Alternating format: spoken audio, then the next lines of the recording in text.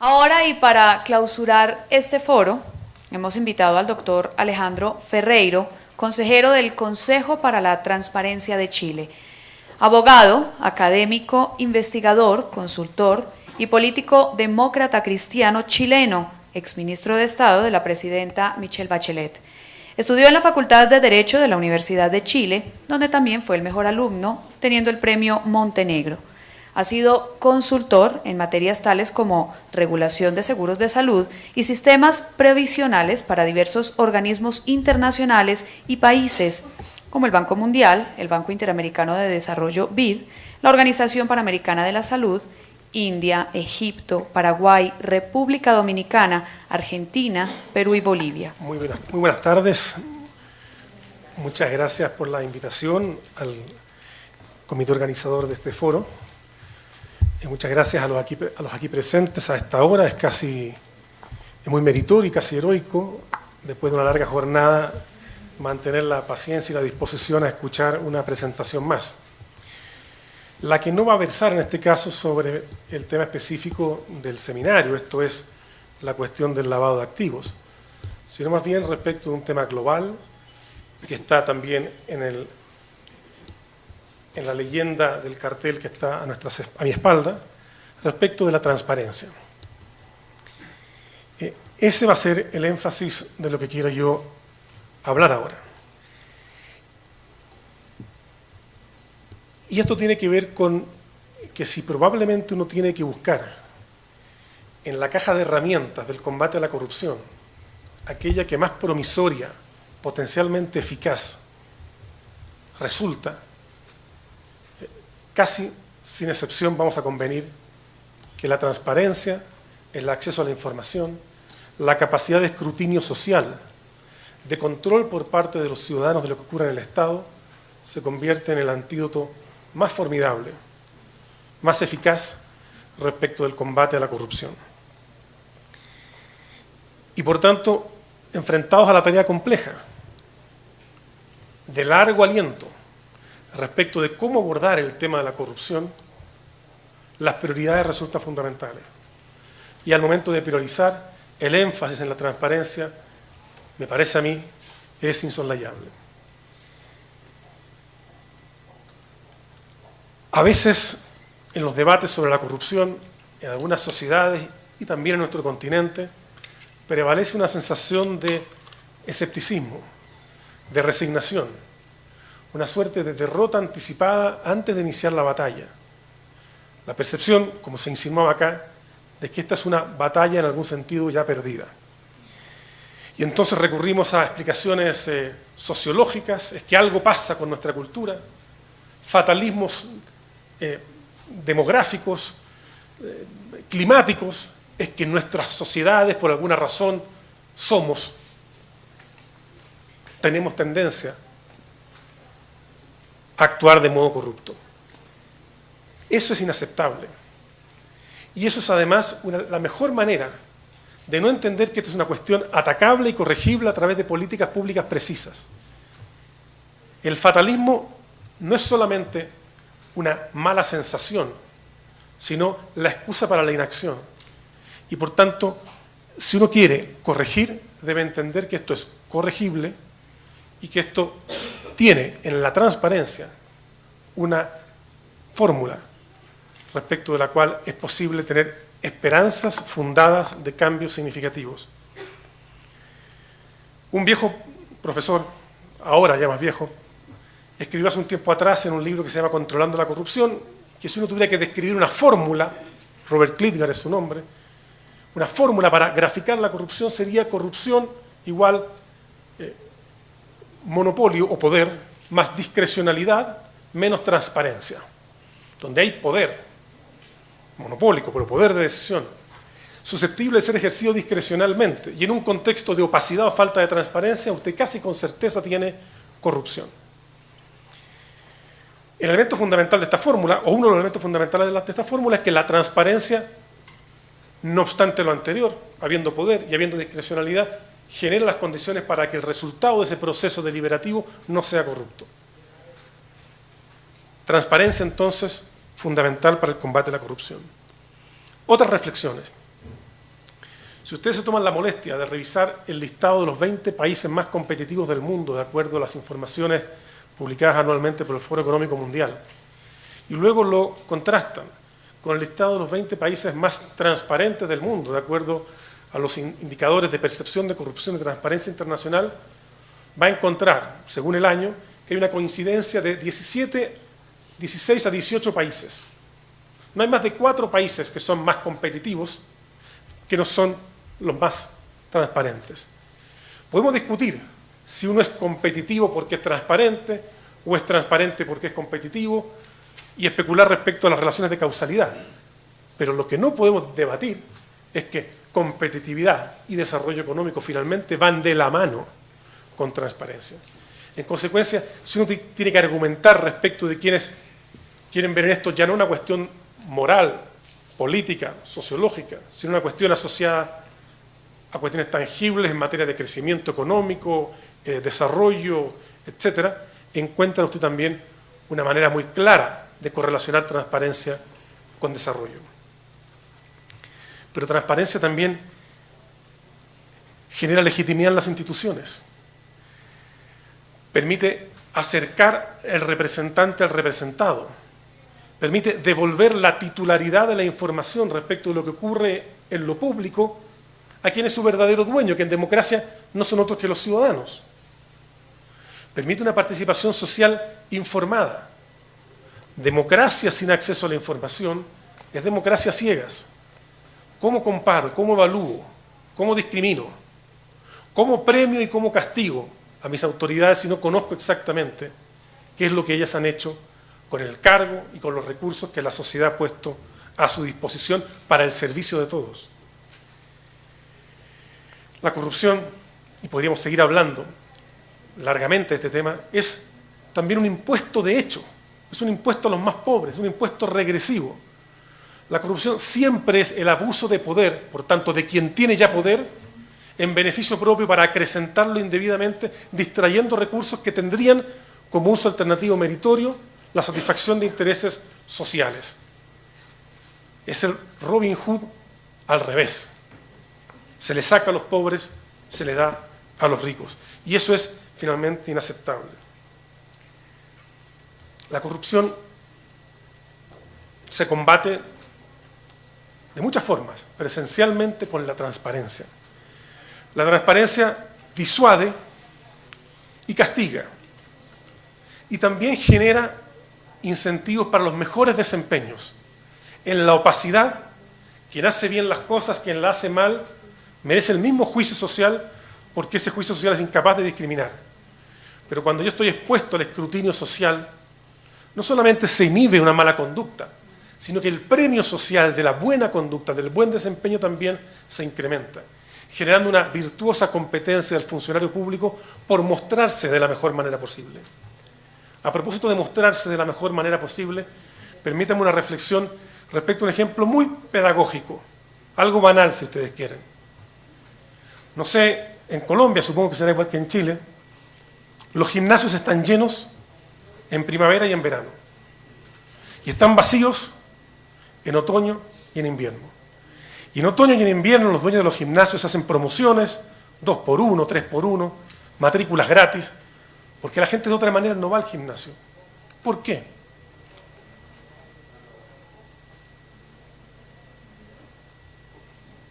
Quizás es porque súbitamente nos damos cuenta, en primavera y en verano, de los beneficios para la salud de la actividad física. O quizás nos importa más en verano el poder mostrarnos bien. Nos importa más en verano esconder aquellos kilos de más que en invierno son razonablemente cubiertos con ropas pesadas y holgadas. Las mismas personas, con las mismas virtudes, tienen comportamientos distintos según sea diversa la inminencia del control social potencial. Hay otros ejemplos que son más burdos aún, pero ustedes se podrán imaginar de aquellas cosas que la gente suele hacer cuando no la están observando y que jamás la haría mientras la están observando. Y son las mismas personas, lo que cambia es el contexto. La inminencia de la observación del escrutinio público altera radicalmente las conductas.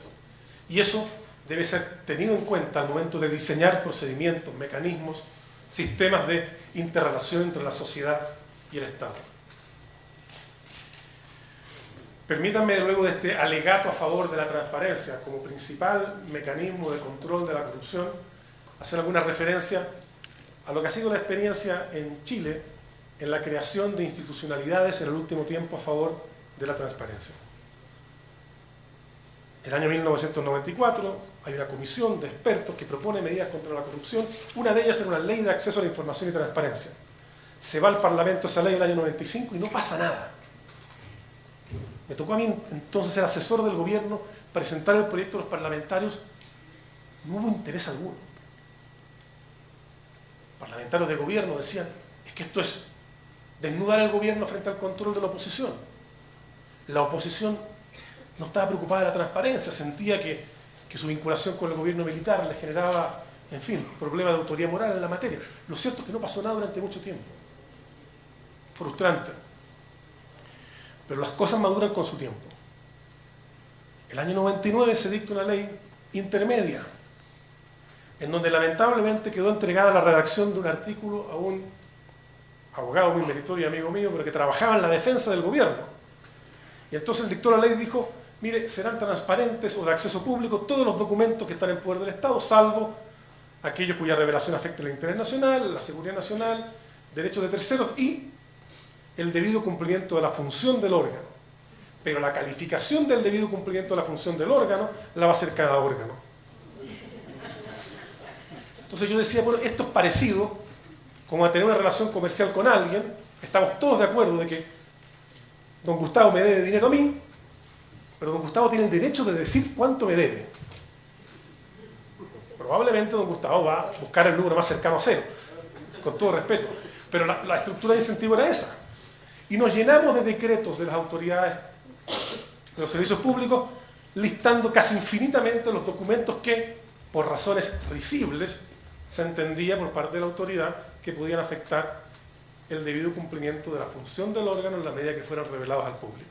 Pues bien, afortunadamente fue tan grosera la manera en que se aplicó esto que nadie quedó conforme con esa ley y el ímpetu de reforma se mantuvo vigente hasta que en el año 2006 la presidenta Bachelet, en una medida, a mi juicio, muy meritoria, entendiendo que su noción de gobierno ciudadano coincidía bien con una ley de transparencia, acoge una propuesta de una legislación bastante radical, bastante de punta en materia de transparencia, propuesta, dicho sea de paso, por el capítulo chileno de Transparencia Internacional, y acoge la necesidad de reformar la ley, y lo que tenemos hoy día es una ley, a mi juicio, muy pro acceso, muy pro ciudadano, y buena parte de la administración del Estado, a regañadientes, sin decírselo de frente a la presidenta, decía presidenta, no se le habrá pasado la mano.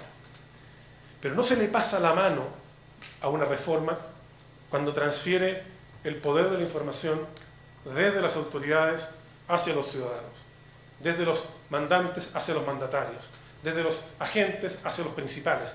Ese es el sentido profundo y último de una ley de acceso a la información como la que afortunadamente hoy día existe en Chile. Algunos elementos salientes de esta legislación. Un primer capítulo sobre transparencia activa. Afortunadamente este debate ocurre en tiempos que las tecnologías de información ayudan mucho a la transparencia. Transparencia activa se entiende en Chile como la obligación que tienen los órganos del Estado de informar y actualizar periódicamente un conjunto de información que está listada en la ley. Y por tanto todos los contratos públicos, todos los subsidios entregados, todas las remuneraciones de los funcionarios y un conjunto de otras materias están en línea por internet y usted sabe exactamente de qué se trata. Pero adicionalmente, respecto de aquella que no está en línea por internet, usted tiene derecho a pedirla, salvo que existe una causal legal que justifique mantenerlo en reserva. Pero entonces, ¿quién resuelve? Si yo pido acceso a la información, yo pido un documento comprometedor para el gobierno, porque pedir aquellos documentos que resulta fácil de entregar no cuesta nada. La transparencia es, perdónenme que siga con los ejemplos de los gimnasios, es como los abdominales. Dicen en los gimnasios que si uno no le duele un poco, no sirve. La transparencia, cuando no duele un poco, no sirve. Porque si lo que se entrega es aquello que se habría entregado de cualquier manera, es el correlato de la publicidad gubernamental. La transparencia que importa es aquella donde se revela algo que le resulta incómodo revelar a quien tiene que hacerlo. Entonces, por definición, vamos a tener hipótesis de conflicto, en que alguien solicita información y el gobierno la niega. Hasta hace un par de años, frente a esa situación, el resultado es, si el gobierno lo niega, terminó el problema. Se niega la información, no hay derecho de acceso. El derecho de acceso era simplemente, entre comillas, una concesión graciosa del funcionario que te lo daba si te lo quería dar, pero no tenías derecho respecto de eso. Con esta ley, frente a esa discrepancia respecto de si cabe o no cabe entregar la información, la persona que se inconforma con la respuesta negativa puede recurrir a un órgano imparcial que es el Consejo para la Transparencia, que es un órgano autónomo, estatal, no gubernamental, conducido por 4 consejeros que son propuestos por la Presidencia de la República y aprobados por 2/3 del Senado, y que tienen, entre otras funciones, la de dirimir los conflictos suscitados entre quienes solicitan información y el Estado cuando la niegan. Este consejo, ustedes dirán, 4 personas. ¿Cómo dirime un consejo de 4 personas? Con el voto dirimente de su presidente. ¿Y quién es su presidente? Nadie en particular. Cada uno de los consejeros va a ser presidente por 1/4 de su periodo. ¿Y esto qué logró? Esta fue la fórmula de transacción política en el debate parlamentario para que ningún sector tuviese nunca el control del órgano de la transparencia, en la pretensión o en la expectativa o frente al temor de que ese órgano garante de la transparencia pudiese ser cooptado o capturado por intereses políticos partidistas. Eso es lo que tenemos hoy día. 1.800 casos al año en promedio estamos resolviendo. Cuando alguien no se conforma con la posición o la resolución del Consejo, puede llevar esto a la Corte de Apelaciones. En el 90% de los casos, la Corte de Apelaciones valida lo resuelto por el Consejo. Si el órgano alega, y esto es una cosa interesante de la ley, como causal de reserva, la afectación del debido cumplimiento del órgano, y el Consejo de la Transparencia no valida ese alegato, sobre esa materia no se puede llevar la cuestión a la Corte. Termina ahí. Cualquier otra causal puede ir a la Corte. ¿Qué se ha logrado con esto? Reducir el incentivo a la alegación indebida de una causal que no admite, en caso de pérdida por parte del gobierno, la posibilidad de llevar el tema a la Corte. Es prematuro evaluar el funcionamiento de la ley. Yo creo que es positiva, pero estoy tan cerca del proceso que tampoco tengo la objetividad suficiente como para hacer el juicio imparcial que ustedes aquí merecen. Sin embargo, creo que hemos dado un paso significativo adelante. Creo que hemos traducido una expectativa durante mucho tiempo frustrada de tener una institucionalidad que garantice la transparencia en la vigencia de una institucionalidad que cumple tal propósito. Hoy día, la cultura del secretismo histórica ha transitado hacia una cultura de la apertura. Los órganos de la administración entregan espontáneamente la información antes de tener que ser llevados ante el Consejo de la Transparencia y eventualmente exponerse al juicio crítico que resulta de un caso que haya tenido alguna difusión en la prensa. En consecuencia, hemos avanzado en un tema que es fundamental. Insisto, combatir la corrupción no solamente es probablemente quizás la tarea más importante en las políticas públicas, porque de ello se desprende el camino posible para combatir la pobreza, para fortalecer las instituciones, para generar desarrollo, para legitimizar la democracia, etc. Pero frente a esa tremenda y formidable importancia de la tarea, uno necesariamente tiene que priorizar. Y cuando hay que priorizar en la caja de herramientas, por favor, pongan en su debida dimensión, con el debido peso, la importancia relativa que tiene avanzar hacia la transparencia. La transparencia, creo yo, es el mecanismo más potente para el combate a la corrupción y probablemente la medida de verosimilitud o credibilidad de los esfuerzos que los gobiernos hacen en materia de combate a la corrupción debiera también calibrarse en función del esfuerzo que los gobiernos hagan en materia de propiciar la mayor transparencia. para terminar, la transparencia al final devuelve el poder de la información a quienes son sus verdaderos titulares en una democracia representativa, que son los ciudadanos. No hacemos nada distinto que cumplir con un acto de justicia cuando se le permite a los ciudadanos acceder a la información que finalmente, y en democracia, siempre les debió pertenecer y siempre les debimos haber reconocido. Muchas gracias.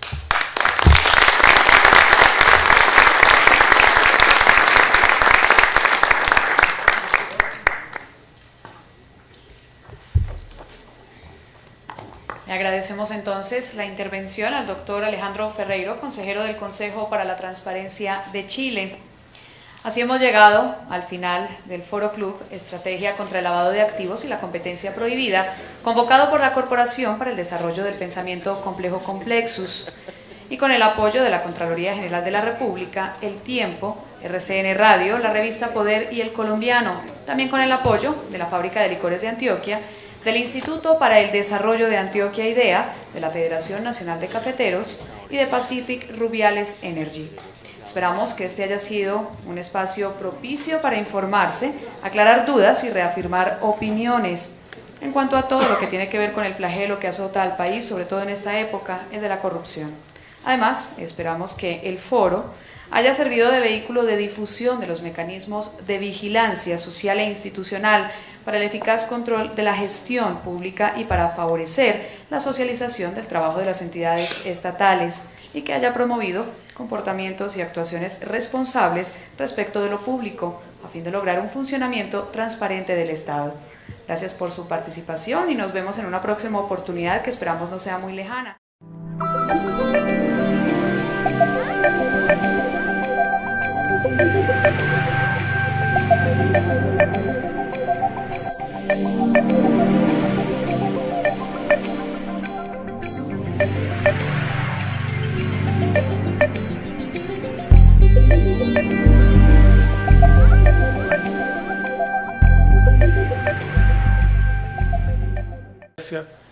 Me parece a mí, es insoslayable.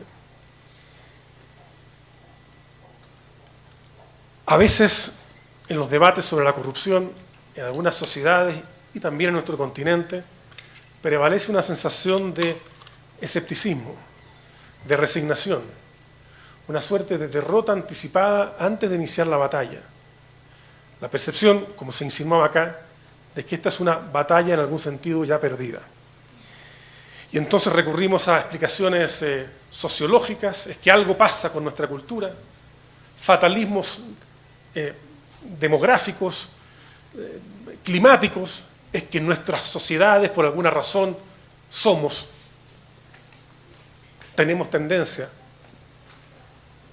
a que si probablemente uno tiene que buscar en la caja de herramientas del combate a la corrupción, aquella que más promisoria, potencialmente eficaz resulta, casi sin excepción vamos a convenir que la transparencia, el acceso a la información, la capacidad de escrutinio social, de control por parte de los ciudadanos de lo que ocurre en el Estado, se convierte en el antídoto más formidable, más eficaz respecto del combate a la corrupción.